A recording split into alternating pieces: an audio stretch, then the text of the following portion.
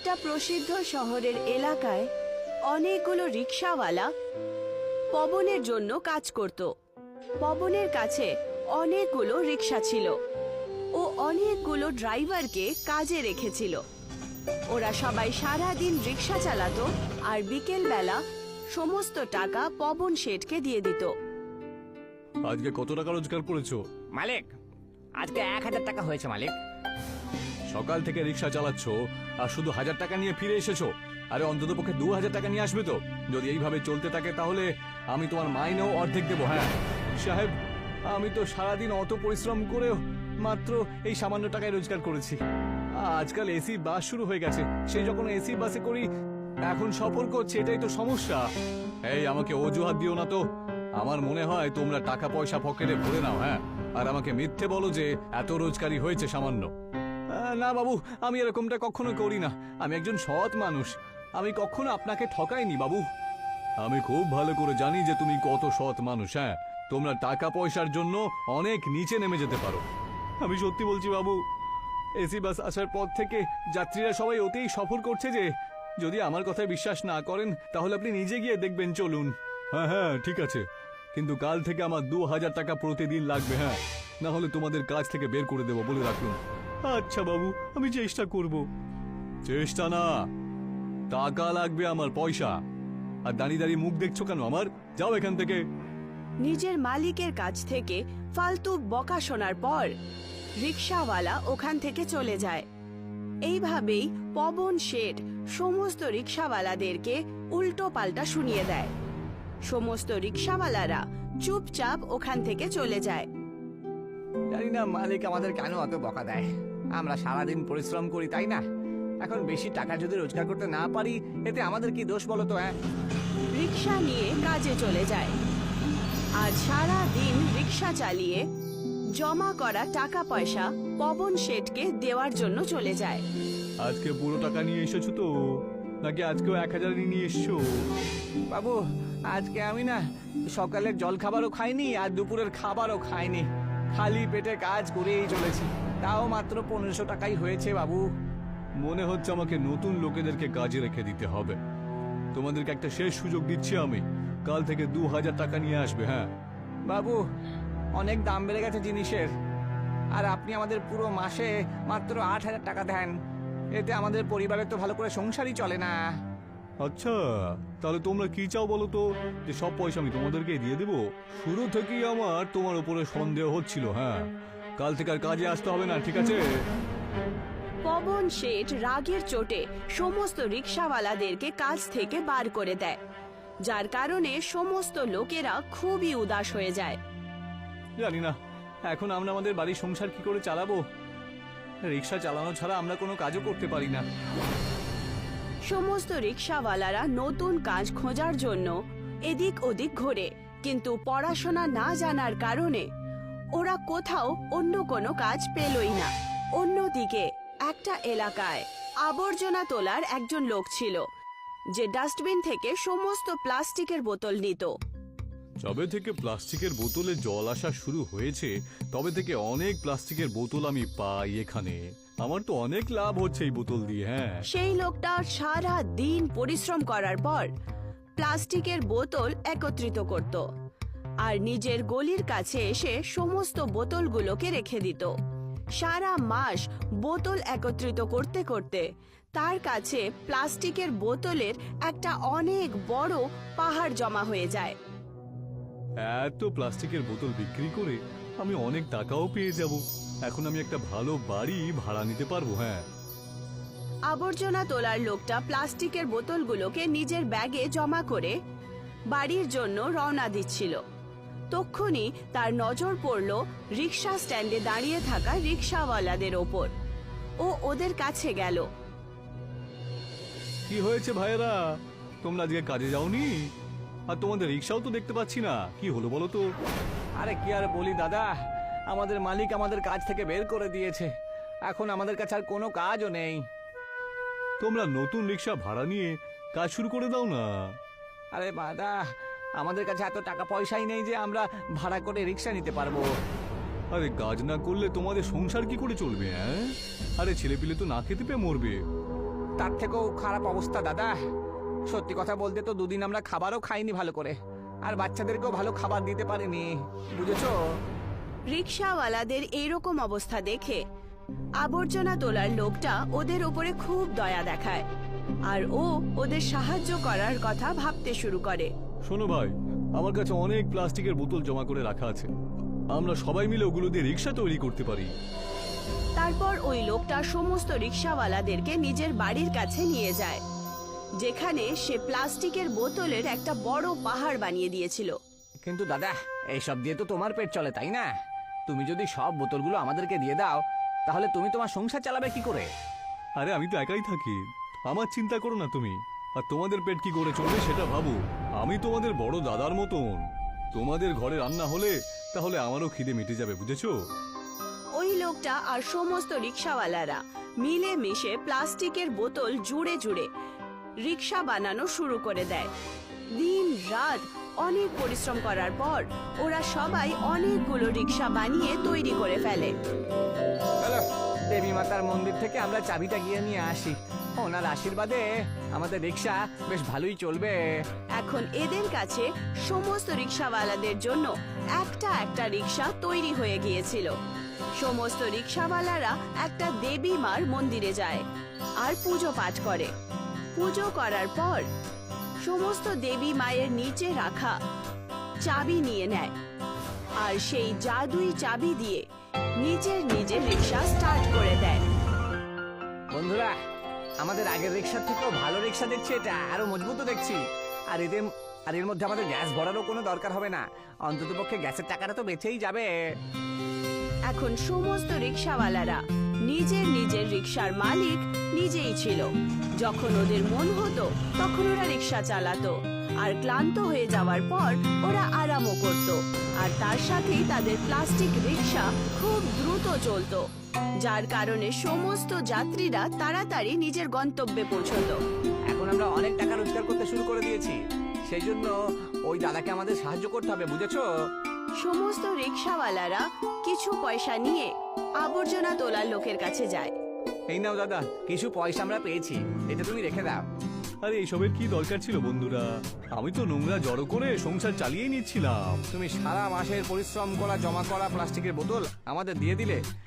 আমাদের এই রোজগারের উপর তোমাদের অধিকার আছে, সেই জন্য আমরা আমাদের অধিকারের কিছু ভাগ তোমাকেও দেব।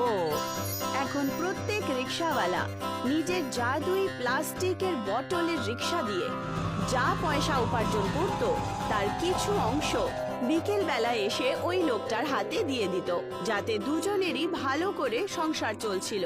তাড়াতাড়ি নিজের প্লাস্টিক বটল রিক্সা দিয়ে সমস্ত রিক্সাওয়ালারা আর সেই আবর্জনা তোলার লোকটা ভালো পয়সা রোজগার করে ধনী হয়ে যায়, আর নিজের জন্য বড় বাড়িও কিনে ফেলে, আর তার সাথেই অন্যান্য লোকেদেরও সাহায্য করা শুরু করে দেয়। পাঞ্জাবের একটি গ্রামে হ্যাপি নিজের স্ত্রী হরপ্রীতের সাথে থাকতো, আর গ্রামবাসীদেরকে দুধ দই বিক্রি করতো সে। সারা গ্রামে হ্যাপির মতন টাটকা আর শুদ্ধ দুধ কেউ বিক্রি করতো না, সেই কারণে অন্য দুধওয়ালারা ওর ওপর হিংসে করত। তাদের মধ্যে একজন ছিল প্রবীণ। শয়তান হ্যাপিটাকে কিছু একটা করতেই হবে, না হলে আমাদের থেকে বেশি গরু গাই ওর কাছে থাকবে। আর নয়তো কি, কালকের ছোট্ট ছেলে এসে আমাদের কাছ থেকে বেশি জমি নিয়ে নিয়েছে, পয়সাও বেশি রোজগার করছে, আর ক্ষেত বাড়ও ওর ভালোই চলছে। বেশি দিন নয়, আর কয়েকটা দিনেরই ব্যাপার, তারপরে তুমি দেখো। কিন্তু তুমি করবেই বা কি? হ্যাপি সারা গ্রামে কি জন্য বিখ্যাত? নিজের দুধ আর মিষ্টির জন্যই তো। ওর দুধ আর ওই দুধের সব জিনিসপত্রে আমি কেমিক্যাল মিশিয়ে দেব, তাহলে দেখো কি হয়। এবার তুমি টের পাবে। খুব বেশি লাফালাফি করো তাই না? তোমাকে আমি সঠিক উচিত শিক্ষা দেব। এইবার তুমি দেখো কি করি। এসো এসো, দুধ নিয়ে নাও, দুধ নিয়ে নাও। কেন হ্যাপি ভাই, কোথায়? আজ দুধ নিয়ে আবার বেরিয়ে গেলে তুমি? যেতে যেতে আমাকেও দিয়ে যাও। আরে আমি আর কি বলবো দিদি, এই নাও 2 লিটার দুধ নিয়ে নাও। আজকের দুধ বেশি তাজা মনে হচ্ছে, কি বিশেষ আছে এতে? এক্ষুনি তো গোয়াল থেকে আমি দুধ দুই এনেছি, তাই টাটকা তো হবেই, তাই না? এইভাবেই সব গ্রামে দুধ আর দই বিক্রি করতে চলে যায়। সারা গ্রামে ঘুরে ঘুরে বিক্রি করে, আর দুধে উল্টোপাল্টা জিনিস মেশানোর ফলে গ্রামের কয়েকজন বুড়ো আর কয়েকজন বাচ্চা অসুস্থ হয়ে পড়ে। সমস্ত গ্রামবাসীরা এই নালিশ নিয়ে প্রধান মশাইয়ের কাছে যায় আর সব সমস্যা ওনাকে বলে। সমস্ত বাচ্চা আর বুড়োরা অসুস্থ হয়ে পড়েছে, তা এমন কি হলো যে সবাই একসাথে অসুস্থ হয়ে পড়লো? আরে আমাদের গ্রামে আমার কোনো রোগ দেখা দিল না তো। যদি এরকম হয় তাহলে কিন্তু সমস্যা দেখা দেবে। কোনো অসুস্থতা তো হয়নি ওনার। আরে সবাইকে জিজ্ঞাসা করো তো ওরা কি খেয়েছে, বলো তো, তাতেই বুঝতে পেরে যাব কি হয়েছে। কি খেয়েছো বলো ভাইরা? তখনই ওদের মধ্যে একটা বাচ্চা বলে ওঠে, মা আমাকে দুধ খাইয়েছিল, তখন থেকেই আমার পেটে খুব ব্যথা করছে। আহ আহ আমিও সকালে দুধই খেয়েছিলাম, তারপরে আমার যে অবস্থা হয় যেন আমার জীবনটা বেরিয়ে যাবে এক্ষুনি। সবাই দুধ খেয়েছো? এই দুধ কোথায় পেয়েছিলে তোমরা? এই দুধ কোথায় কিনেছিলে তোমরা? হ্যাপির ওখান থেকে নাকি প্রবীণের ওখান থেকে? তখনই প্রবীণ গ্রামবাসীদের মধ্যে থেকে বেরিয়ে আসে। তারপরই বলে, আমি তো এই গ্রামে দুধ বিক্রি করি না, আমি তো পাশের গ্রামে দুধ বিক্রি করি। এই কথাটাও ঠিক, যাও গিয়ে হ্যাপিকে ডেকে নিয়ে এসো। গ্রামের লোকেদেরকে ক্ষতি করার কারণে আমি ওকে কঠোরের থেকে কঠোর শাস্তি দেব। প্রধান মশাইয়ের আদেশ অনুসারে ওখানে হ্যাপি চলে আসে। তারপর বলে, আগে বলুন কি হয়েছে? আজকে এই পঞ্চায়েতের এখানে আমাকে ডাকা হয়েছে, নিশ্চয়ই কোনো বিশেষ ব্যাপার হবে। এত সহজভাবে কথা বলছো যেন তুমি কিছুই জানো না। তোমার কুকর্মের ফলেই যে আমাদের মতন সাধারণ মানুষরা, দুধওয়ালারা অসুবিধায় রয়েছি। আরে আমি ঠিক বুঝলাম না, ব্যাপারটা কি হয়েছে বলবে? তোমার দুধে উল্টোপাল্টা মেশানো আছে আর ওর মধ্যে বিষাক্ত কেমিক্যাল রয়েছে, সেই কারণে গ্রামের লোকেরা অসুস্থ হয়ে পড়েছে। সকালবেলায় মানুষ দুধ খায় যাতে ওদের শরীর ভালো থাকে, নাকি ওদের শরীর অসুস্থ হয়ে যায়। আরে আমি তো কোনো ভুল করিনি, আমি কেন দুধে কিছু মেশাবো? আমি এরকম একদমই করিনি। আরে সবাই চুরি করার পরে এই কথাই বলে, ও শাস্তি পাওয়া উচিত। হ্যাঁ হ্যাঁ, পাওয়া উচিত। তখন প্রধান মশাই ওই সবার সামনে সকলকে সাক্ষী রেখে ওকে শাস্তি দেয়। তারপর বলে, তোমার শাস্তি এটাই দেওয়া হচ্ছে যে এবার থেকে আর এই সময় থেকে তোমাকে গ্রাম থেকে বহিষ্কার করা হচ্ছে। গ্রামের লোকেদেরকে ক্ষতি করার কারণে তুমি যদি কখনো গ্রামে আবার ফিরে এসেছো তাহলে তোমাকে পুলিশের আন্ডারে তুলে দেওয়া হবে। হ্যাপি বুঝতে পেরে গিয়েছিল যে এর পেছনে কারো চক্রান্ত রয়েছে। সেই সময় কোনো কথা না বলে ওখান থেকে হ্যাপি চলে যায়। গ্রাম ছেড়ে দেবার পরে এদিক ওদিক ঘোরার পরে, আমার গোয়াল, আমার গায়ে সবকিছু ওখানেই রয়ে গেছে। আমি এত কষ্ট করে সবকিছু তৈরি করেছিলাম, আমি কি ক্ষতি করেছিলাম ঈশ্বর যে আমার এত কঠিন পরীক্ষা নিচ্ছেন আপনি? একদিকে হ্যাপি খাবার আর থাকার জন্য কষ্ট পাচ্ছিল, অন্যদিকে প্রবীণ হ্যাপির গোয়ালটাকে কবজা করে নেয় আর সেখান থেকে যা দুধের আমদানি হচ্ছিল সেটা সারা গ্রামে বিক্রি করছিল। কিন্তু প্রবীণ এতেও শান্ত হয়নি। ও গরুর মধ্যে কেমিক্যাল ইঞ্জেকশন দিয়ে দেয় যাতে ও গরুগুলো বেশি বেশি দুধ দেয়। এই গরুগুলোকে বেশি বেশি দুধ দিতেই হবে, না হলে আমি বাড়ি আর মাটি জমি কি করে কিনবো? আরে তুমি একটু বেশি করছো না? সবকিছু ঠিকই তো চলছে, পুরো গ্রামে শুধু তোমারই ব্যবসা চলছে, তা সত্ত্বেও এরকম কেন করছো তুমি? আরে তুমি থামো তো, আর গিয়ে রান্না করো যা। প্রবীণ ওই গোয়ালের গরুগুলোকে সবসময় ইঞ্জেকশন দিত, তার কারণে ওই গরুগুলো অনেক বেশি দুধ দিত। কিন্তু একদিন এমন আসে যে সমস্ত গরু অসুস্থ হয়ে পড়ে আর ওরা দুধ দেওয়া বন্ধ করে দেয়। এখন এই গাইগুলোকে নিয়ে আমি কি করব? এদেরকে জঙ্গলে ছেড়ে দাও, এদের সাথে আমাদের কোনো সম্পর্ক নেই। অন্য গরু নিয়ে এসে আমরা এদেরকে আবার ইঞ্জেকশন দেব। আমার এই জিনিসটা ঠিক মনে হচ্ছে না, এতটাও লোভ করা উচিত না। আরে আমি তোমাকে যেটা বললাম তুমি সেটা করো না, বেশি কথা বলো না তো। প্রবীণের কথা মতো ওর স্ত্রী সমস্ত গরুগুলোকে রাস্তায় ছেড়ে দেয়। সমস্ত গরু ঘুরতে ঘুরতে হ্যাপির সাথে গিয়ে দেখা করে। হ্যাপি ওদেরকে দেখে অবাক হয়ে যায়। কি, এগুলো তো আমাদের গরু, কিন্তু এরা জঙ্গলে কি করে এলো? আর এদের অবস্থা তো দেখছি খুবই খারাপ। আজকে এসব হলোই বা কি করে? ওখানে গিয়ে দেখি আর ওদেরকে জল খাওয়ায়। হ্যাপি নিজের গরুগুলোকে নিয়ে জল খাওয়ায় আর তাদেরই মধ্যে একটা বাচ্চা হঠাৎ করেই গোমাতার রূপ ধারণ করে নেয়। বৎস, তুমি বিনা লাভেও আমার সাহায্য করছো, আমি তোমার উপর প্রচন্ড প্রসন্ন। চাও, তোমার যা বরদান দরকার চেয়ে নাও। গোমাতাকে কথা বলতে দেখে হ্যাপি অবাক হয়ে যায় আর তাকে সে বলে বসে, আমি আমার সারা জীবন এই গরুগুলোকে সেবা করেছি আর পরিশ্রম করে কাটিয়ে দিয়েছি। আমি শুধু আমার জীবনটা এইভাবেই কাটাতে চাই। আমি চাই যে আপনি আমার আগের জীবনটাই আমাকে ফিরিয়ে দিন। তুমি তার চিন্তা করো না, আমি তোমাকে আশীর্বাদ দিচ্ছি। এই পশুদের তুমি খুব ভালো দেখাশোনা করো। ওদের থেকে যেই গোবর তুমি পাবে তাতে তুমি একটা ঘর বানিও, আর ওই গোবরের ঘর হীরের ঘরে পরিবর্তিত হবে, আর গোবরের উপলো হীরের উপলো তৈরি হয়ে যাবে। তাই বুঝি? আমি এরকমই করব। ঈশ্বর যখন যা চান তখনই সেটা করেন। আপনাকে কোটি কোটি প্রণাম মাতা, আপনাকে কোটি কোটি প্রণাম। এই যে গিন্নি, তুমি কেন বুঝতে পারছো না? আরে ওই হ্যাপি ব্যাটাটা গোবরের ঘর তৈরি করেছে জানো? আরে জঙ্গলের কাছ দিয়ে গেলেই তো গোবরের দুর্গন্ধ বেরিয়ে আসে বাবা গো। আমাদের ওটা দিয়ে কি করার আছে? আমাদের নিজেরটা দেখা উচিত, কোথাও কোনো ভুল না হয়ে যায়। আর এমনিতেও ভগবান আমাদের সবকিছু দিয়েছেন। আরে যতক্ষণ হবে ততক্ষণ আমরা এইভাবে গরুর দুধ বিক্রি করবো আর কি। হ্যাপি নিজের গোবরের বাড়িতে থেকে পশুদের সেবা করছিল। তারই মধ্যে একদিন ওর সাথে দেখা করতে প্রবীণ আসে। কিরে, কেমন আছিস? বল, কোথায় তুই? আরে প্রবীণ, এসো এসো। আরে তোর ধান্দা কেমন চলছে আজকাল? আমি জানি তো, তুই আমার দুধে কেমিক্যাল মিশিয়ে আমাকে গ্রাম থেকে তাড়িয়ে দিয়েছিলি। আরে তুই ওইসব কথা বাদ দে তো, ফালতু কথা। হ্যাপি আর প্রবীণ তখন কথা বলছিল।